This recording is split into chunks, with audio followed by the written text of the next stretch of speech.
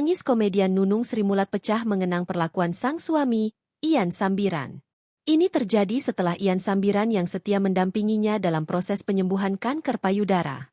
Nunung mengakui perubahan suasana hati akibat pengobatan yang berat sering memengaruhi sikapnya terhadap Ian selama masa perjuangan tersebut. Nunung juga menyebut jika perjuangannya untuk sembuh terasa sakit dan melelahkan. Hal itu membuat komedian 62 tahun itu bisa tiba-tiba marah pada Ian saat bangun tidur, karena melihat suaminya sudah menyiapkan begitu banyak obat yang harus diminum. Biasanya Nunung akan segera menyadari perubahan sikapnya yang sudah keterlaluan dan itu bukan kesalahan Ian. Menceritakan hal itu membuat air mata Nunung tak bisa disembunyikan lagi. Nunung merasa bahagia karena memiliki Ian di sisinya ketika dia ada di titik terendah. Aku nangis bahagia. Dia buktikan sampai detik ini, detik yang paling titik terendahku, dia tidak ada perubahan sama sekali, ujar Nunung sambil menangis. Nunung kemudian memuji sosok suaminya yang bisa menghadapi dia dengan sabar.